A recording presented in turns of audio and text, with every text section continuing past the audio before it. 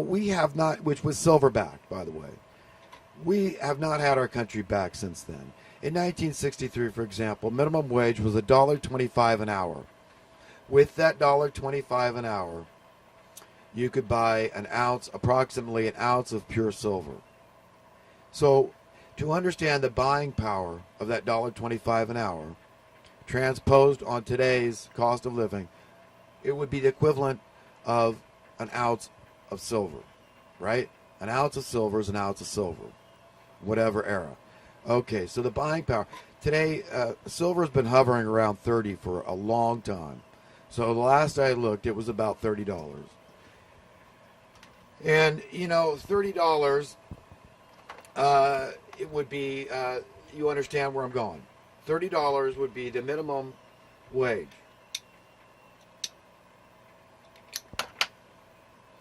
And whether that sounds like hyperbole, whether that sounds exaggerated or not, it isn't. It isn't. Okay, because that's the equivalent buying power. Okay, because back then anybody could be a homeowner. Listen, one parent could go off to work. If they're willing to work a 40-hour week, that's devoting your life to a job, folks. Everybody deserves respect and dignity for doing that, don't they?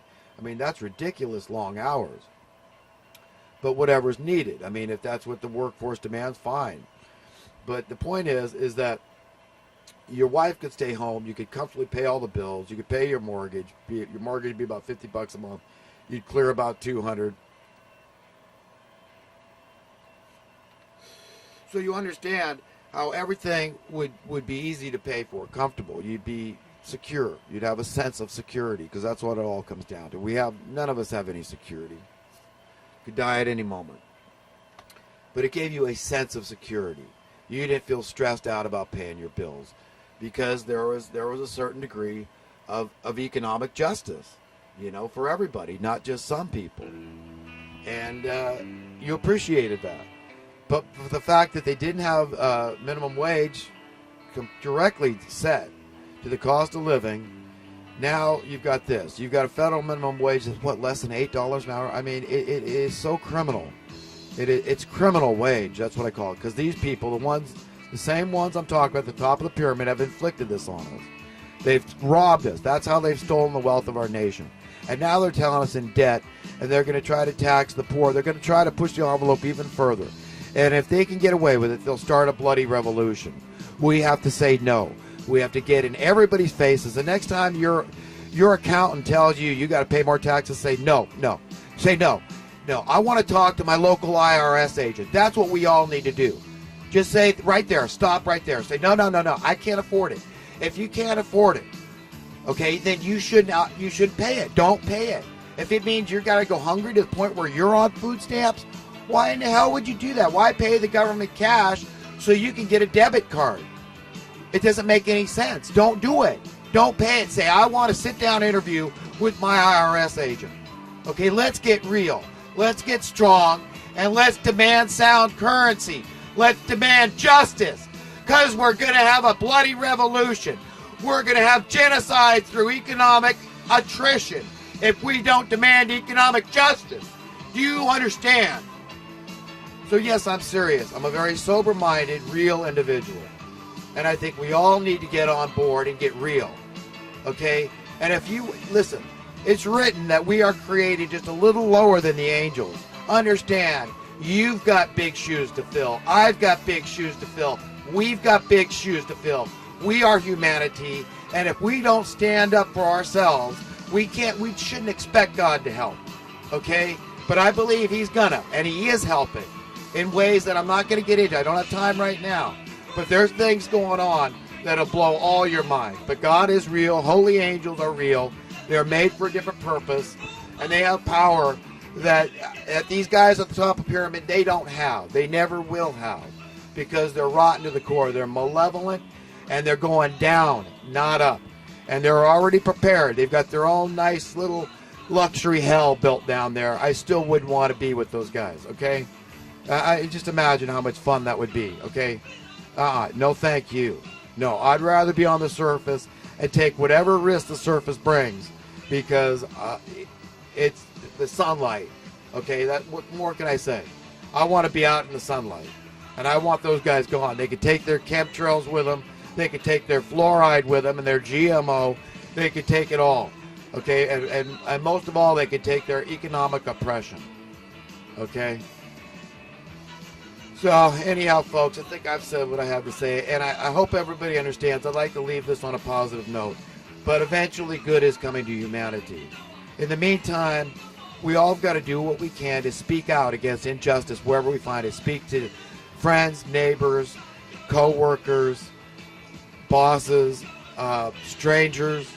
Speak to whoever you can, clearly and concisely, and point out the simple truths. Okay? Where to put your trust and where not to put your trust. And how to demand economic justice, because if we don't, we're going to get what we deserve. And it's not going to be pretty. And we're going to do, I think it was Jefferson that said, we're going to wake up homeless, all of us, on the continent that our forefathers conquered. Okay? And it's just going to get worse and worse, whatever we allow. Okay? So, you know, the thing we got going for us is our charitable instinct, is our benevolent instinct, is our caring, loving instinct to look after the downtrodden, to stick up for the dignity of the poor, okay? And really, really, really care about others as if literally they were us, okay? And we are them, because that is the key to happiness. And remember, folks, if it all doesn't come down to finding true happiness, I have no idea what it comes down to, okay? I'm dumbfounded.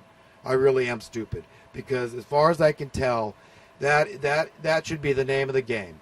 The name of the game is attaining a true sense of happiness, understanding and embracing all those components. Sit down and think very hard about what it's going to take to make you happy, okay? And it's going to take economic freedom to make me happy.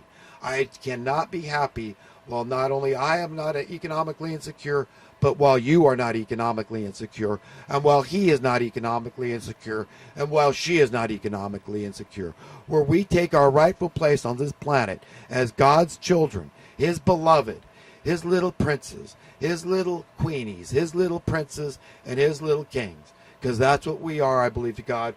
We are his precious treasures. He just wants friends, and it's an easy yoke, and it's a light load, and it's the one that I choose. And it's the one I would recommend everybody out there choose, because it's a beautiful thing. Because the fire of the Holy Spirit of God is going to banish the evil. It's going to destroy the evil in that sense. It will banish it, and it will separate it, just like a shepherd separates his sheep from the goats. A gardener separates the weeds from the cultivars. That's the way it's going to be.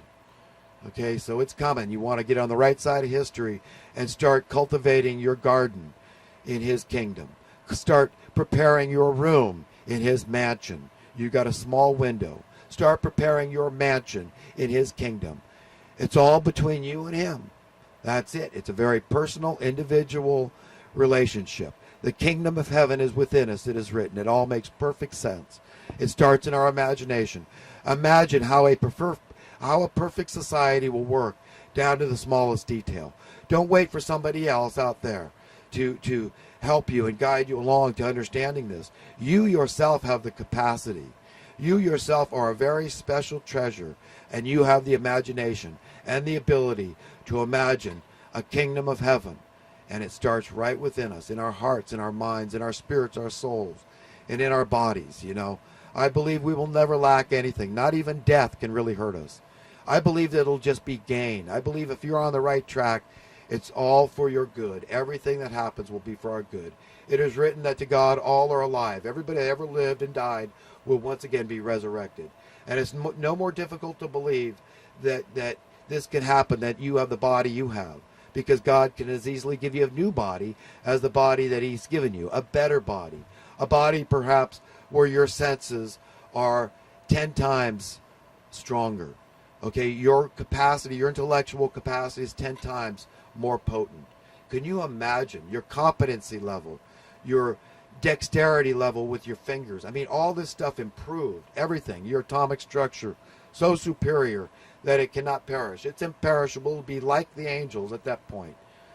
Can you imagine all these things? Your hearing, your sight, all these sensitivities increased. That's what I believe is in store for all of us.